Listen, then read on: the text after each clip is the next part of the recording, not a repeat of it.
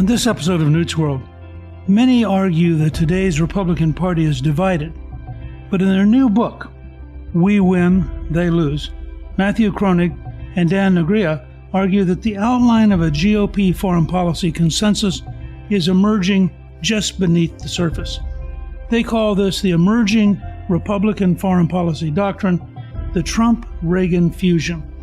Trump and Reagan were the most influential Republican presidents of the past several decades, and any viable GOP foreign policy must build on their legacies. In We Win, They Lose, they explain why the Trump-Reagan fusion is superior to progressive alternatives and how it can guide the GOP, the United States, and the American people to greater levels of peace, prosperity, and freedom. Here to discuss their new book, I'm really pleased to welcome my guests. Dr. Matthew Kroenig, Vice President and Senior Director of the Atlantic Council's Scowcroft Center for Strategy and Security, and Dan Negrea, Senior Director of the Atlantic Council's Freedom and Prosperity Center.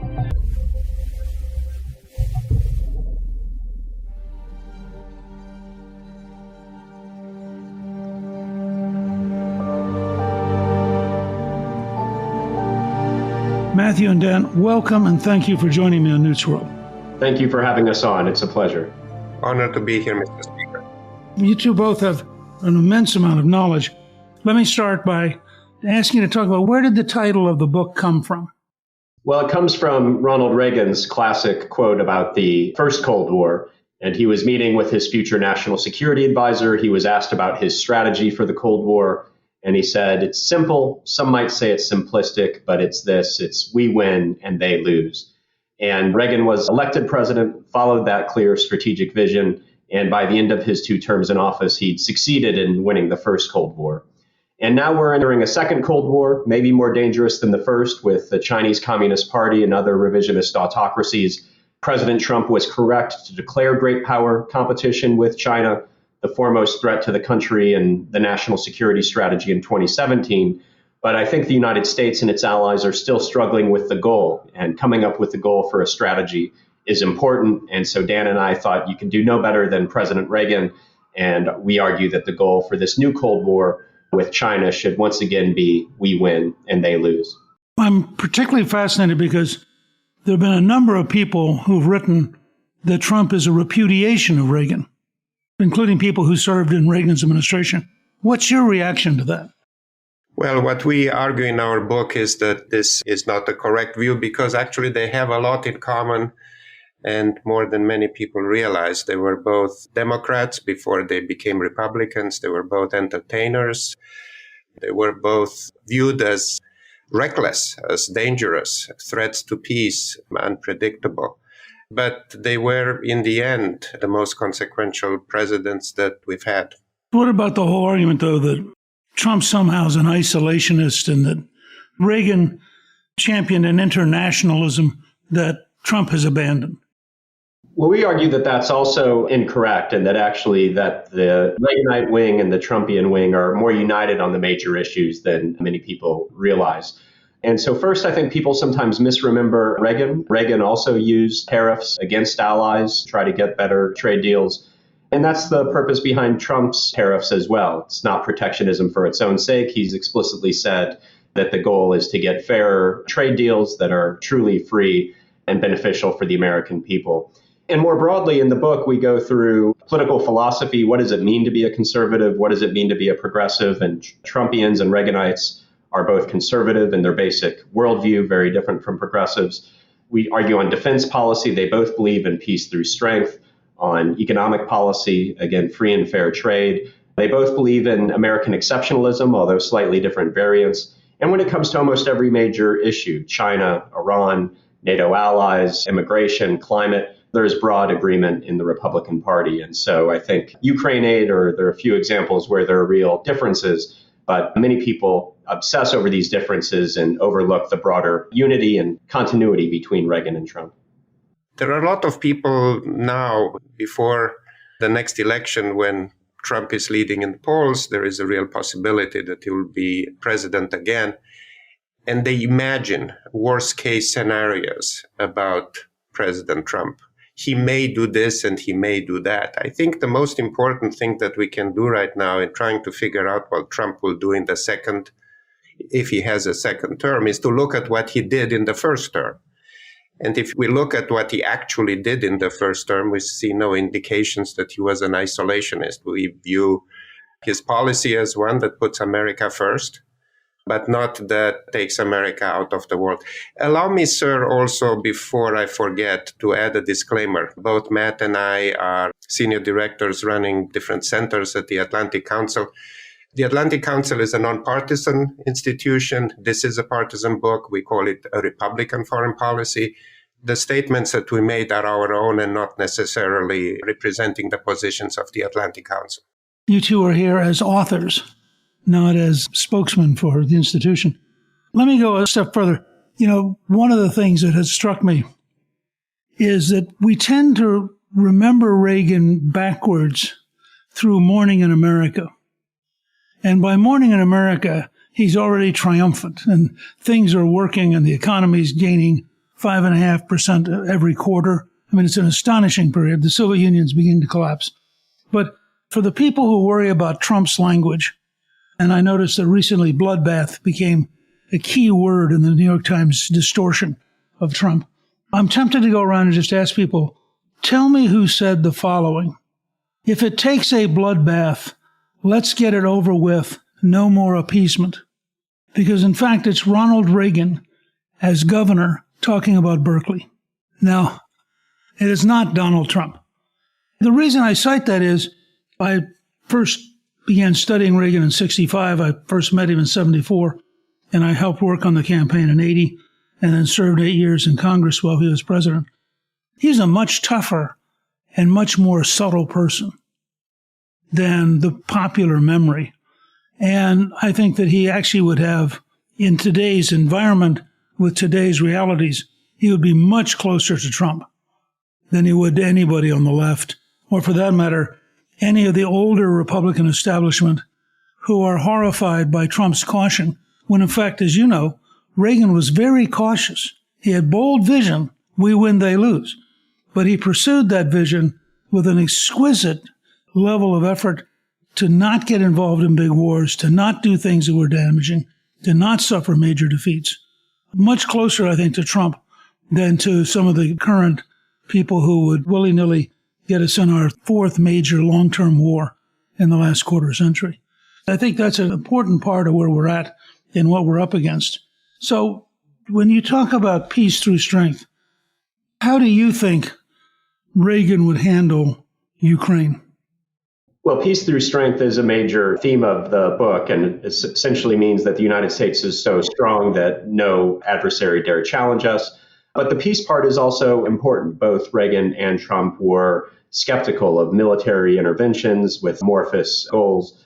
And so both were willing to punch back hard when the United States were challenged, but both also sought to wind down amorphous military interventions. So when it comes to Ukraine, I think this is another area where there's a lot of agreement in the party, surprisingly. I think there's agreement that Biden failed to deter Putin and Obama failed to deter Putin in 2014, but Putin didn't attack Ukraine during the Trump administration. I think there's also agreement that the Biden administration hasn't yet laid out a clear strategy. Biden says we'll support Ukraine as long as it takes, but as long as it takes to do what? What is the goal? And so I think Trump has said that he'd like to end the war quickly. He said that he would do that through negotiations in 24 hours. I think the 24 hours is maybe an exaggeration.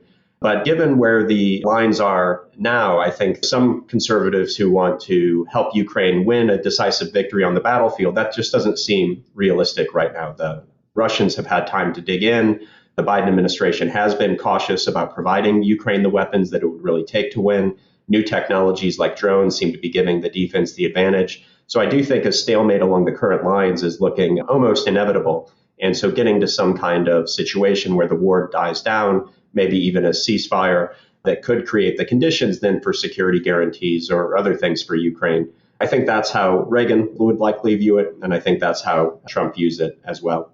From that standpoint also, it seems to me Reagan was pretty good at getting the Allies to do what he wanted.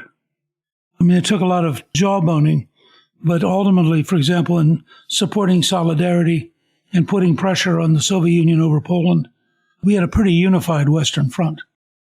Yeah, and actually, one of the important points that we make in the book that is essential to our strategy, both regarding Russia and regarding China, is to ask our allies to do significantly more.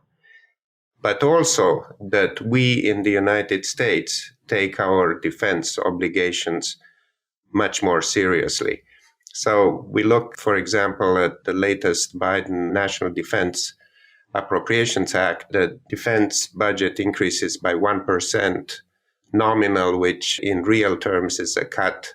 And if you look at the projection to 34, defense expenses as a percent of GDP go down from 3.2, 3.3 now to 2.4%. It is shocking if we are in a new Cold War, which we in our book assume, then we need to have defense spending that is comparable to what we had in the previous Cold War. And we need our European allies and our Asian allies to increase their expenses to levels comparable to the previous Cold War as well. I mean, wouldn't that imply a pretty substantial increase in places like Germany? Yes, well, the NATO allies have all agreed to spend 2% on their GDP. By the end of this year, it's expected that only 18 of the 32 will have met that mark. And so that means that 1/3 of the alliance is not meeting their commitments. Moreover, NATO introduced new regional plans at the Vilnius summit this year, essentially the first serious defense plans for defending NATO since the end of the Cold War. Outside estimates by The Economist and others project that to meet the capabilities requirements in those plans, the NATO allies are going to have to spend something like 3% of their GDP on defense. So they're not even close. That is what they spent during the Cold War. You're right that Reagan was good to get them to step up. Trump was good at getting them to step up. People complained about his rhetoric, but if you look at the data, the biggest increases, recent increases in European defense spending came under Trump. They actually were then reduced under Biden initially before coming back up after Russia's further invasion. And already we see that some of Trump's recent statements that are causing consternation in some capitals are having the intended effect, with European countries agreeing to spend more, and Germany announcing just in the past few weeks that they will hit 2% for the first time since the Cold War this year. So I think that both Trump and Reagan were good at getting the allies to step up and do the right thing. Also, Mr. Speaker, Matt and I wrote recently an article together with General Todd Walters, who was NATO Supreme Allied Commander in Europe. And we make the argument in this article that we should ask our European allies to spend 3%. Already at the Vilnius NATO summit, there was a discussion that 2% is not sufficient. It should be 2.5% and more. And I am puzzled on the reaction of the Biden administration after President Duda of Poland visited the White House and said that the European countries should spend 3% or more. Poland is at 4%. That the response from the spokesman of the State Department was, that's, quote, overly ambitious. Let's get everybody to 2%, and then we should talk. They are in an existential threat situation where Russia is started the largest war in Europe since the Second World War. Why would we stop them if they are encouraged by another European country to spend more in Europe? I'll go out on a limb here. Why do you think the Biden administration adopts policies like this? I mean, what's the worldview behind it? I'll give you two guesses. I'll let Matt make his guesses. One guess is that in the Biden administration, they know that the projected defense expenses for the United States in a Democratic administration will go below 3%. So if we are not going to be at 3%, on what basis are we asking other people to be at 3%? That's one possibility. The other is the proposal came from Duda, who represents a conservative party that the Biden administration doesn't like. Matt, what's your take? Yeah, I'll add a quick third. What does it mean to support allies? I think in the Trump administration, we saw that it was tough love, sometimes tough rhetoric, but to try to get them to not persist in mistakes and do the right thing. I think in the Biden administration and sometimes among Democrats, having happy talk is saying nice things about your allies, is getting along at meetings is what it means to support allies. And I think they thought that 2% is already controversial. A third of the NATO allies are not spending 2%. And so saying now we should do 3% would just be too provocative, would make for difficult conversations in European capitals. And so they wanted to avoid the controversy.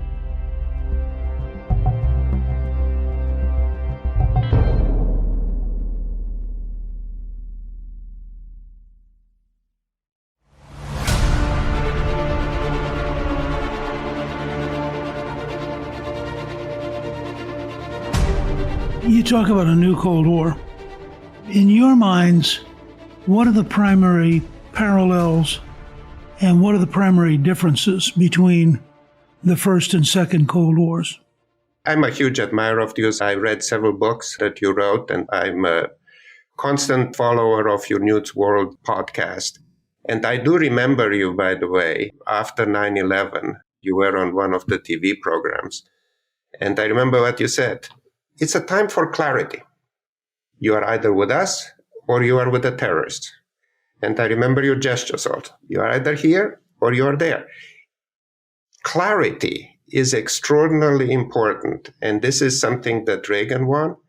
Clarity gives you an intellectual weapon to go in the dangerous world and figure out what you're going to do. What is extraordinarily important right now is to figure out if we are in a new Cold War or not. Because if we are, out of this premise, follow policies that are different from the policies that we have today. For example, defending the border. We are talking about defense spending. That's fine. That's one thing that we need to do. But there are these other things. What are we doing about the border? I was shocked to find out the other day there are 35,000 Chinese citizens that have entered into the United States, unverified, their background, we don't know who they are, through the southern border. Imagine 35,000 Soviet citizens coming into the United States in the first Cold War. Similarly on the energy policies and so on and so forth. So when we compare this Cold War with the previous Cold War, we knew who our adversary is, and our policies to face the adversary that we had in the first Cold War were consistent, they were obvious, and there was a lot of understanding because there was leadership that understood that we were in a Cold War. I think this clarity is missing at this point. By saying it's a new Cold War, we're not saying it's exactly like the old Cold War, of course. Just like World War I and World War II are different, there are similarities that are important. They're both world wars. So yes, there are differences here. There's greater economic interdependence between the United States and China than there was between the United States and the Soviet Union. But there are similarities. It's a contest for the future of global order between the United States and its democratic allies in the free world, and a genocidal dictatorship on the other side. And so the stakes couldn't be higher. And that's what we mean by calling it a new Cold War. If you were doing a comparative analysis as opponents, how would you compare the strengths and weaknesses of the Soviet Union at its peak and China under Xi Jinping? Let me start by saying that when I found out that we'll be on your program, I reread your book, Trump versus China.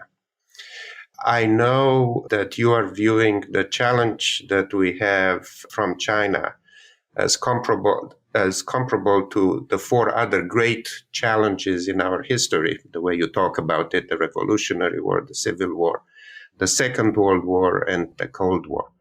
China is much stronger than the Soviet Union economically, but at the same time, it has the same pathologies that the Soviet Union has, because it is an authoritarian system that does not allow self-correction without dramatic convulsions.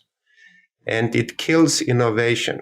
I know you're a historian and you love and know these things. The Soviet Union was ahead of the United States in space technology, for example, but then they lost it. They had a very strong economy. They produced highly sophisticated things, but then they lost it.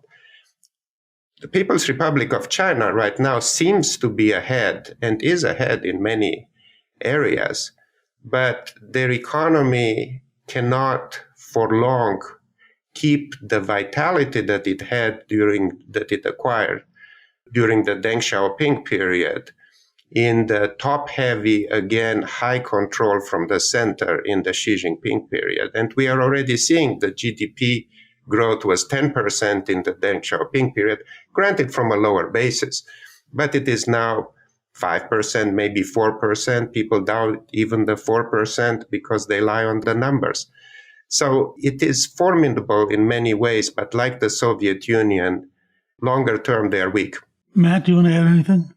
I agree with Dan, and I think this is one of our great strengths, is our institutions, and that their autocratic system is their greatest weakness. We've seen time and time again Xi prioritize his own political control over China's economic performance, and we're seeing the results with Chinese growth slowing, and as Dan points out, maybe low or maybe non-existent growth. Second, his aggressive foreign policy is getting the rest of the world to balance against him. First in the United States with us after a 25-year engagement strategy declaring great power competition with China our foremost priority, the Europeans declaring China a systemic rival, the Quad and AUKUS and other proto-alliances forming in Asia. And then militarily, their greatest weakness is that they fear their own people more than their adversary, and they spend more on domestic repression than on their military. So if you just follow the money, they fear their own people more than the U.S. Department of Defense. So they are a serious adversary. They're dangerous. We should take them seriously. But just like Reagan understood that we have strengths, the Soviet Union has weaknesses. If we force them to compete, we can prevail. I think the same is true here. We have real strengths. They have real weaknesses. If we press them, we can win the new Cold War. So the process of thinking all this through, part of what I'm struck with is that the Chinese and the Russians, and I would throw in Iran and North Korea, we don't take the threat of nuclear war seriously enough.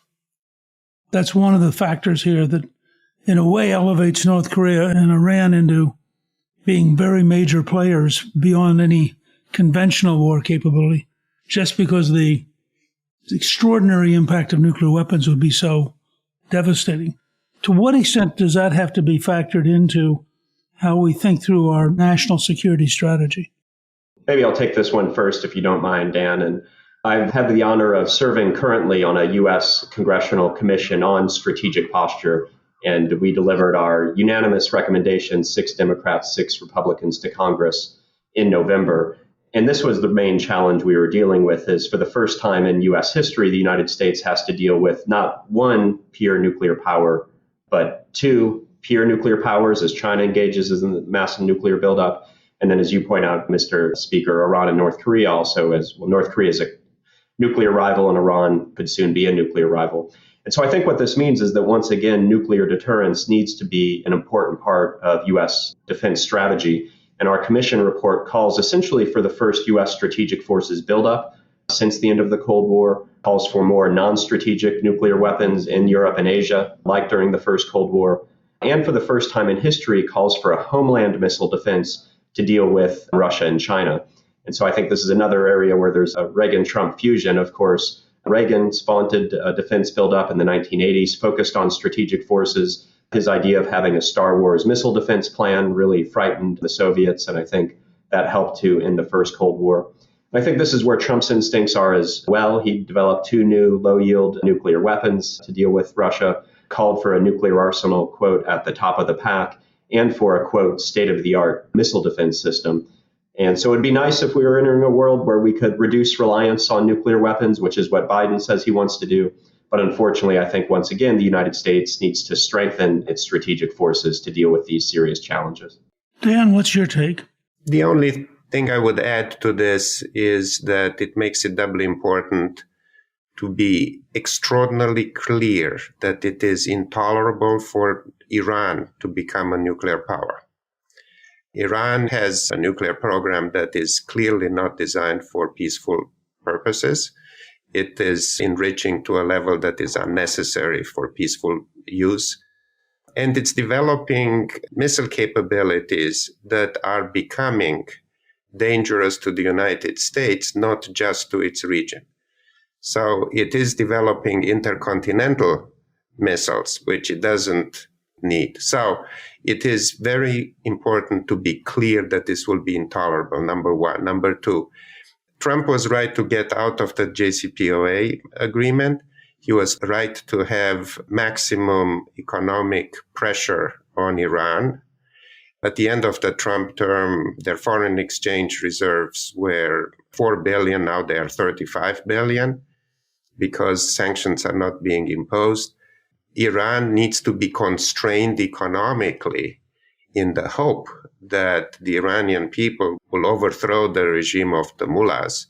Not that if they have less money, they will not invest in nuclear capabilities. They will invest whatever little money they have. Look at North Korea.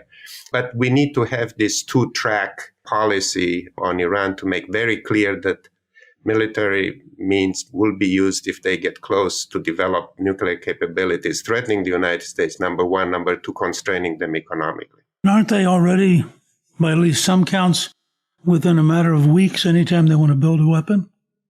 Yeah, the U.S. Department of Defense has said that their breakout time is 12 days. So that's concerning. But what they mean by that is that it's a conditional 12 days. It's not that they'll have nuclear weapons in 12 days, but if the Supreme Leader made the decision right now to sprint and produce as much weapons-grade uranium as possible, he would have enough fuel for his first bomb within 12 days. So we're running out of time, but we haven't run out of time yet. And so what I want to be hearing from the president is that all options are on the table, military options are on the table, that they need to come to negotiate to put real limits on their program, or else the pressure will continue to build. And instead, I think we don't really have a very clear strategy right now. I think the Biden administration thought they were going to get back into the Iran deal, the nuclear deal. The Iranians clearly have different ideas. Now I'm not quite sure what the strategy is, but I think Dan's right. Returning to the maximum pressure strategy that the Trump administration put in place would be the next best step.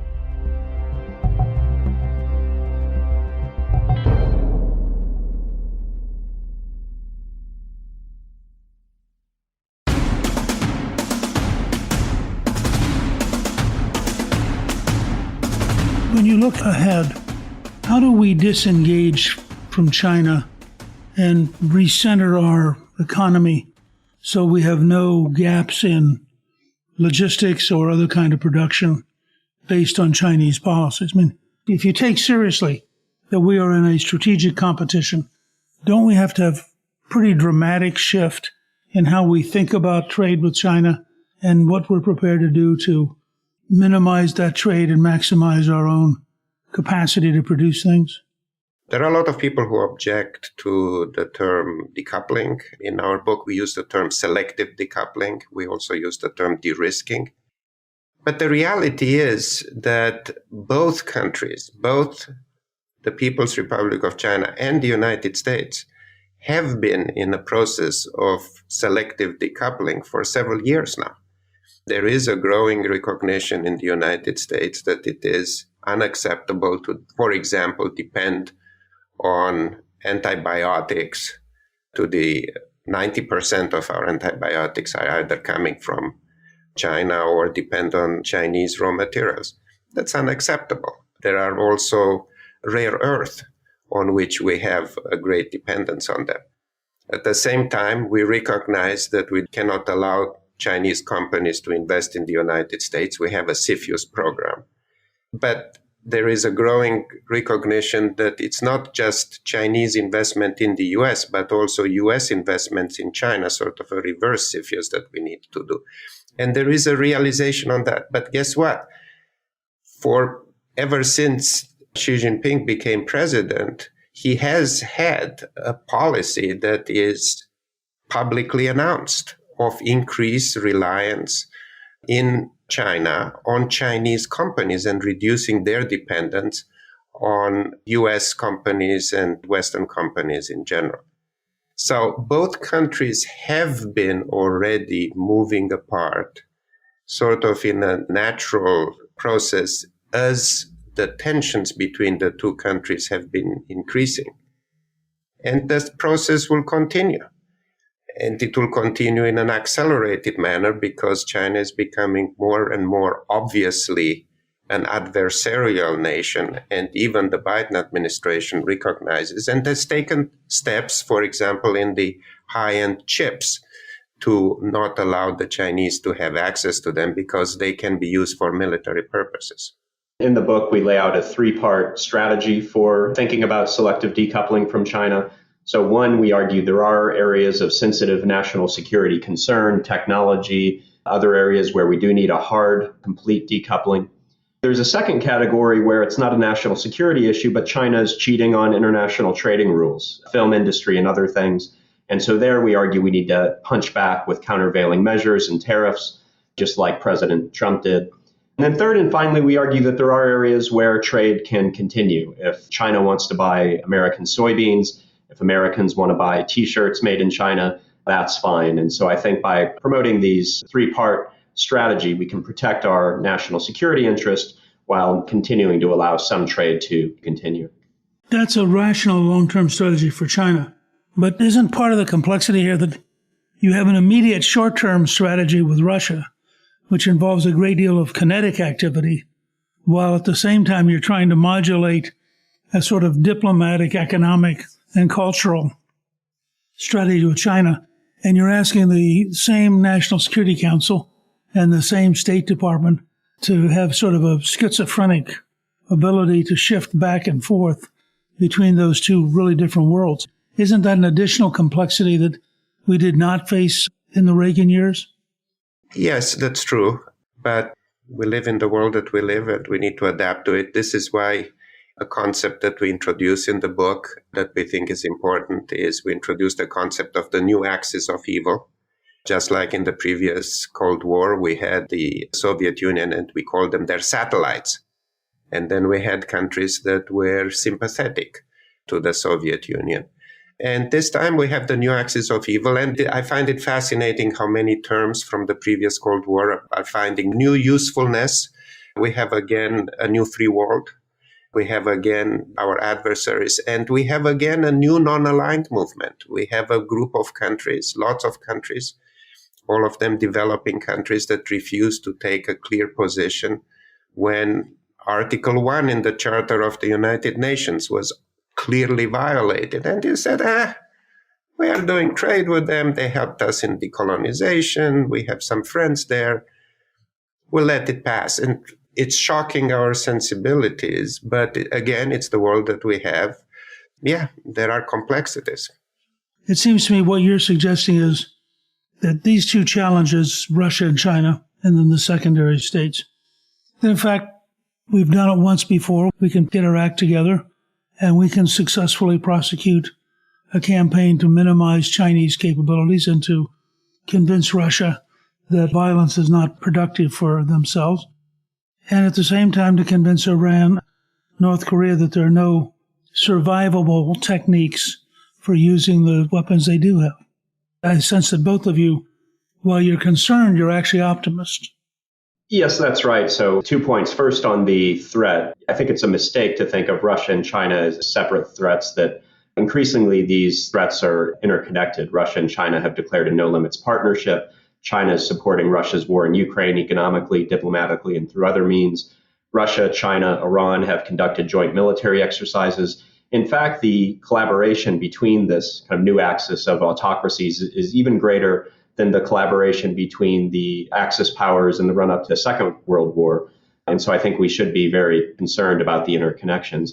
But ultimately, we are confident. And one thing to look at is just capability. And many international relations scholars use GDP, share of global GDP, as a good measure of power. The United States still possesses 25% of global GDP. That's where we were in the 1960s. So people who say the United States is declining are incorrect. We're right where we've been for decades. Russia, China, Iran, North Korea together have about 20% of global GDP. So even if it was just the United States taking on the four, I think we could do it. Fortunately, we don't have to do it on our own. We have more than 30 formal treaty allies. Together, we have something like 60% of global GDP. So if it's the free world against this new axis of autocracies, we're by far in the stronger position. And if we can get our act together and follow some of the strategies we recommend in the book, we think that we can once again prevail. I know from your writings, dear to your heart, which is American exceptionalism. Just like in the first Cold War, America's ideological superiority was an important factor in the victory. And Reagan was very clear about it. And it also inspired the Polish resistance against their local tyranny and the Soviet tyranny. America is still the shining city on the hill. We have this huge problem with millions of people crossing our border. The Chinese don't have that problem. Nobody's trying to cross in the millions the Chinese border. Nobody aspires to that because America is still the place where people aspire to come and live. And by the way, I'm an example of that. I defected from communist Romania, so I'm an example of. We still have this ideological superiority, but we need leaders to call people to this noble duty to defend what America stands for. And we need people who are not dwelling on America's shortcomings, but stress that we have been and are, and we continue to be a force for good in the world. I think your book, We Win, They Lose, Republican Foreign Policy in the New Cold War, and your whole effort to build a Trump-Reagan fusion could not come at a more important time. I think there are a lot of people who are very confused and don't understand because they have a misinformed view of what Reagan was all about.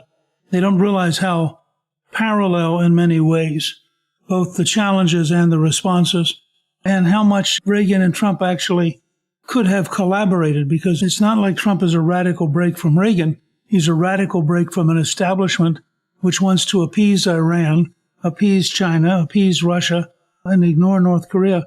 And Trump, like Reagan, I think combines idealism with a level of realism that's really important. And this book could not come at a better time because there are people, smart people, actively trying to understand what's going on and why it's different. And I really want to thank you both for joining me. Your new book is important. We Win, They Lose is available on Amazon and in bookstores everywhere. And we will certainly link to it on our show page. So I just really am grateful you two would spend time with us talking about this. Honored to talk to you, Mr. Speaker. Thank you very much. It's a pleasure to be here. Thank you to my guests, Matthew Kroenig and Dan Negrea. You can get a link to their new book, We Win, They Lose, Republican Foreign Policy in the New Cold War, on our show page at newsworld.com. Newsworld is produced by Gingrich 360 and iHeartMedia. Our executive producer is Garnsey Sloan. Our researcher is Rachel Peterson. The artwork for the show was created by Steve Penley. Special thanks to the team at Gingrich 360. If you've been enjoying Newsworld, I hope you'll go to Apple Podcast and both rate us with 5 stars and give us a review so others can learn what it's all about.